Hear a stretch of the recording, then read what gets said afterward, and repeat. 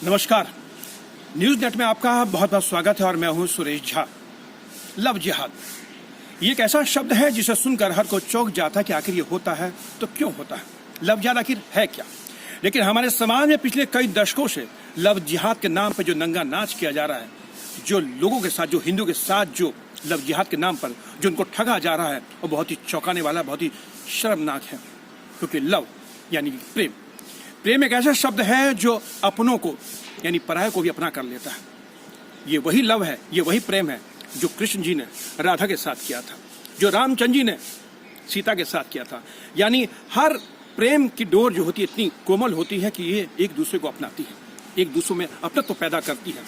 लेकिन एक ऐसी कौम है हमारे देश में यानी मुस्लिम, जो लव जिहाद के नाम पर जो कुछ नंगा नाच कर रहे हैं, उससे पूरा देश आज सत्य में कि आखिर वो हमारे घर की बहु बेटियों को बहला फुसला कर उनको ले जाते हैं, बाद में उनके साथ शादी करके उनका जबरन धन परिवर्तन करवाते हैं। और इतना ही नहीं, बाद में उनको छोड़ भी दिया जाता है। इस तरह की घटनाओं पर अंकुश लगाने के लिए उत्तर प्रदेश के मुख्यमंत्री योगी आदित्यनाथ ने अब कानून बनाने की बात कही है। आज इसी विषय के लिए आज मौजूद हैं सुप्रीम कोर्ट के एडवोकेट हैं अवधेश कुमार सिंह। आइए इनसे बातचीत करें और जानने की कोशिश करेंगे कि आखिर जो लव जिहाद है, ये जो एक विशेष कौम के द्वारा, मुस्लिमों के द्वारा जो किया जाता है, इस पर आखिर हिंदू चुप क्यों है, आखिर हिंदू बोलता क्यों नहीं? इनसे बातचीत करते हैं। अवधेश जी, क्या कहेंगे? जो लव जिहाद, लव एक प्रेम है, यानी प्रेम हर इंसान को इंसान से जोड़ता है।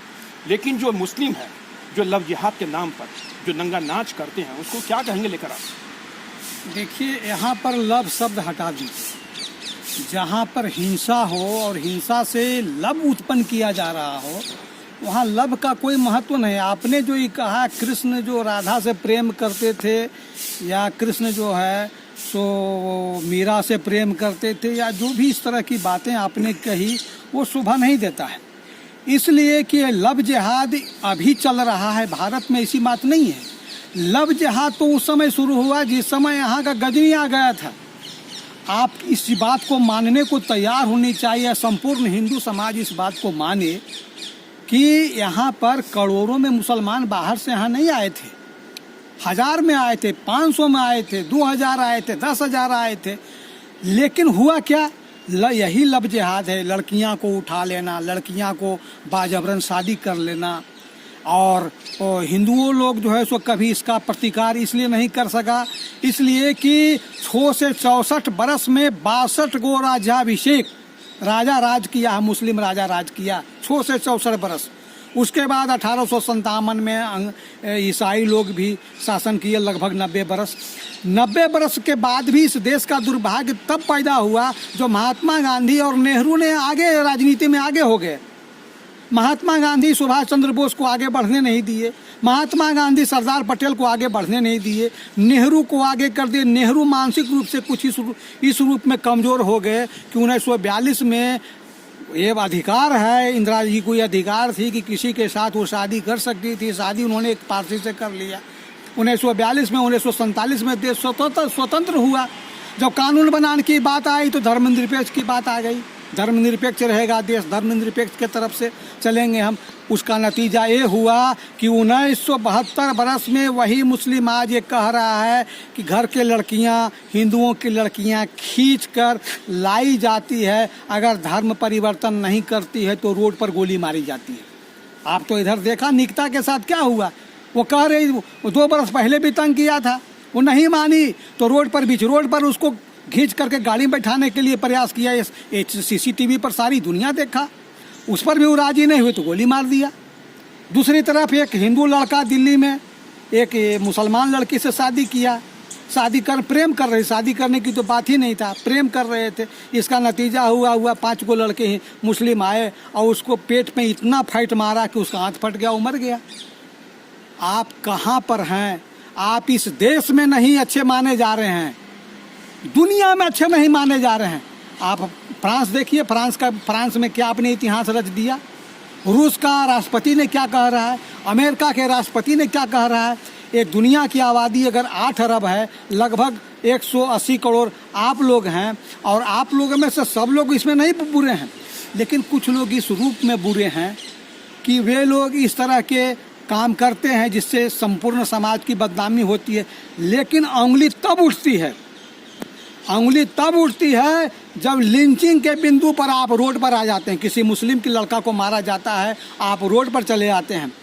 लेकिन अगर किसी हिंदू लड़की को मारा जाता है, किसी हिंदू लड़का को मारा जाता है, आप संपूर्ण लोग घर में बैठे हुए रहते हैं। यह एक प्रश्न का बात है। इसमें आंतरिक माना जाएगा कि आपका आंतरिक सहयोग उसके साथ। सर ये बताइए, जो मुस्लिम है ये क्या अपनी कौम को बढ़ाने के लिए इस तरह की हरकत कर रहे हैं कि हमारी हिंदुओं की बहु बेटियों को बहला फुसला के छद्म रूप भेष धर के उनके साथ दोस्ती करते हैं, उसके बाद शादी कर लेते हैं, उनका धर्म परिवर्तन कर लेते हैं? तो क्या ये उनका एजेंडा है क्या मुस्लिमों का?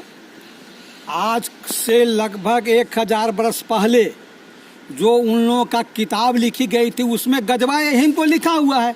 गजवाए हिंद आज की बात नहीं है, आज से 1100-1200 बरस पहले लिखा गया गजवाए हिंद। गजवाए हिंद का मतलब हुआ कि जितने भी हिंदू हैं हिंदुस्तान में उन सब लोगों को मुसलमान बना देना है। इसी थ्योरी पर तो काम कर रहा है। इसी थ्योरी पर जितने भी लोग अभी बहुत सारे लोगों का नाम, आप नसरुद्दीन आप देखिए, जावेद जी के आप देखिए, या खां बंधु को आप देखिए, वे लोग उसी बिंदु पर काम कर रहे हैं। हिंदू देवी देवता को सिनेमा में गाली दी जाती है, हिंदू देवता के घर से भूत प्रेत निकाला जाता है। ये क्या है बात साहब?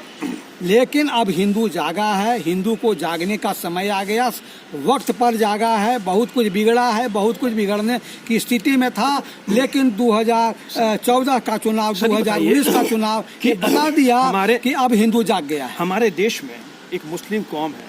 जब हमारे देश में बंटवारा हुआ था, धर्म के आधार पर बंटवारा हुआ था, हमने पाकिस्तान को अलग कर दिया था, लेकिन उसके बाद जो मुस्लिम यहाँ भी रह गए, हमारे नेताओं की देन थी, मुस्लिम यहाँ पर रह गए। लेकिन जिस तरीके से हिंदुओं की बहु बेटियों को वो उनका धर्मांतरण जो किया जा रहा है, उसको लेकर से हिंदू आखिर चुप क्यों है? देखिए, इसमें तो मैं फिर वहीं पर चला जाऊंगा 1947 में।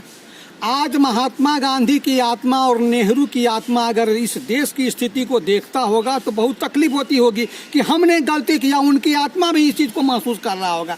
जब देश में धर्म के नाम पर बंटवारा हुआ तो आपने इस ढंग से बंटवारा क्यों किया? नहीं देश का बंटवारा होने देते। अगर बंटवारा होने देते थे, जिस बिंदु पर देश का बंटवारा होना था उस बिंदु पर बंटवारा करते। आज अकबरुद्दीन जो कह रहा है मुझको 15 मिनट का मौका दे दीजिए, संपूर्ण पुलिस को हटा दीजिए, मैं देखता हूं मैं क्या करता हूं। आज उन्हीं के पार्टी कहता है मैं 15 करोड़ 100 करोड़ पर भारी पड़ूंगा। अगर इस तरह की बात आप अगर सुनते होंगे महात्मा गांधी जी की आत्मा और नेहरू जी की आत्मा, आपको भी बहुत तकलीफ होती होगी कि आपने कितनी बड़ी गलती करके आज 100 करोड़ हिंदू के आत्मा को आप तकलीफ दे रहे हैं।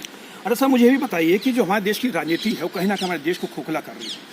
ये पॉलिटिक्स जो है हमारे देश को बर्बाद कर रही है, क्योंकि हमारे राजनेता जो है अपने वोट बैंक के खातिर वो क्या कर रहे हैं, नहीं कर रहे हैं, उनको क्या करना चाहिए, उनको क्या नहीं करना चाहिए, उसका कोई भी ध्यान नहीं। अगर किसी मुस्लिम के साथ कोई घटना होती है तो तमाम पॉलिटिकल पार्टी के नेता जो है तुरंत धरने पर बैठ जाते हैं, उनके घर पहुंच जाते हैं। लेकिन जब वहीं किसी हिंदू के साथ होती है तो ना कहीं राहुल गांधी नजर आते हैं, ना कि प्रियंका गांधी नजर आती है। यानी जितने भी राजनीतिक दल के नेता हैं वो सब साइड हो जाते हैं। ये तो आप 1947 से फिर देखते आइए, नेहरू एक भी कानून नहीं बनाया जिससे कि देश का हित हो। कोई भी वैसा कानून नहीं। सीएए उसी समय बनना चाहिए, एनआरसी उसी समय बनना चाहिए, जनसंख्या पर उसी समय बनना चाहिए, समान कानून का जो है उसी समय बनना चाहिए। एक भी कानून नेहरू ने नहीं बनाया। और इंदिरा गांधी ने तो 1966 में हिंदू साधु लोग जब गौ रक्षा के लिए संसद को घेर रहे थे तो गोली चलवा दी।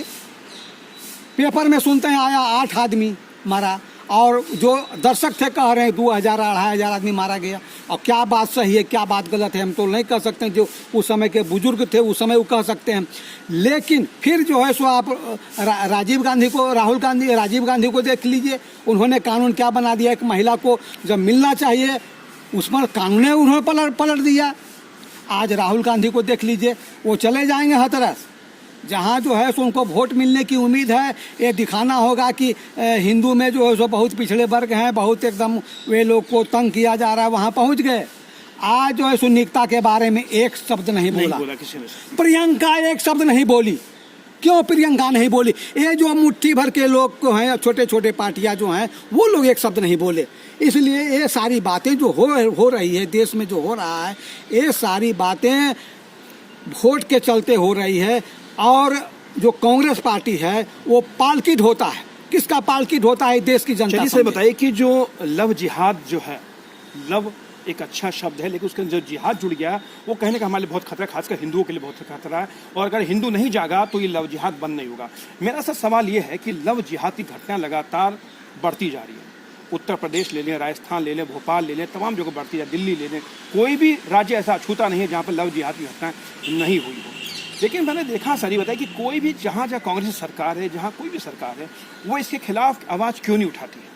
देखिए, लव जिहाद का ज़्यादा मामला केरल में हुआ था, लव जिहाद का ज़्यादा मामला बंगाल में हुआ। बंगाल अभी 27% मुस्लिम हो गया, बहुत, जबकि कब आप 1947 में देखिएगा तो 20 से नीचे था।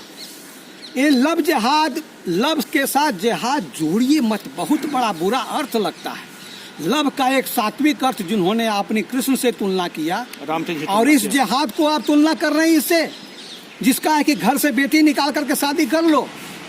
बेटी चुराना, जमीन चुराना, सब चीज़ को कब्जा कर लेना, जिहाद का तो वही अर्थ है। जिहाद का असली अर्थ जो कुरान में लिखी गई वो तो बहुत पीछे पड़ गया कि आत्मा की बुराइयों को धो देना ही वो जिहाद है। लेकिन यहाँ तो आत्मा की बुराई धोना नहीं, यहाँ तो दूसरे के बहू बेटी को छीन लेना जिहाद है। इसलिए जिहाद पर जो कानून आपको यूपी के मुख्यमंत्री महोदय जो बनाने जा रहे हैं, या हरियाणा के मुख्यमंत्री ने भी कहा है कि मैं इस पर अच्छा कानून बनाऊंगा, उसकी इस देश को ज़रूरत है और इस देश में भी इस तरह की कानून बननी चाहिए। और मुझे उम्मीद है कि आज न कल हमारे प्रधानमंत्री मोदी महोदय जी भी इस बात को सोचेंगे। चलिए, आपका सर बहुत बहुत धन्यवाद। ये तो कानून के जानकार अवधेश कुमार सिंह जो हमारे साथ बातचीत कर रहे थे। लव जिहाद यानी लव एक बहुत ही पवित्र शब्द है, लेकिन इसका जिहाद जो इसके साथ जो जोड़ दिया है वो कहीं ना कहीं हमारे देश के लिए बहुत ही खतरा है। हमारे देश में जो हमारी बहू बेटियां, खासकर हिंदू की जो बहू बेटियां, वो खतरे में हैं, क्योंकि कहीं ना कहीं जो मुस्लिम है, जो मुस्लिम उनकी एक योजनाबद्ध तरीके से हमारी बहू बेटियों के साथ जो अनाचार कर रहे हैं, उसमें पूरा देश आज मूक दर्शक बना हुआ है। ये वही कांग्रेस पार्टी है जब हादसा जैसे कांड कुछ होता है तो वो घर से दोनों भाई बहन दल बल के साथ निकल पड़ते हैं, लेकिन जब वही किसी हिंदू के साथ जब कोई घटना होती है तो वो चुप्पी साथ जाते हैं, लेकिन जब वही किसी मुस्लिम के साथ होती है तो वो दिल खोल कर बोलते हैं। तो हमारे देश की राजनीति इतनी गंदी हो चुकी है कि हमारे समाज को बांटने वाला अगर कोई है तो ये राजनेता है। हमारे देश का बंटवारा हुआ था, अगर उसी समय बंटवारे में सबको अगर अलग कर दिया जाता तो शायद आज हमारे देश में ये नौबत नहीं आती। लेकिन आज लव जिहाद के नाम पर जिस तरीके से हिंदुओं को जो प्रताड़ित किया जा रहा है, कहीं ना कहीं हिंदुओं को अपनी गिरेबान में झांकना पड़ेगा कि अगर वो अभी भी नहीं चेते। ठीक है, सरकार का काम है कानून बनाना, सरकार तो कानून बना लेगी, लेकिन आपको जागना पड़ेगा। जब तक आप नहीं जागेंगे तब तक आपकी बहू बेटियां ऐसे घर से अगवा होती रहेंगी। कैमरा पर्सन राहुल के साथ सुरेश झा, न्यूज़ नेट, दिल्ली।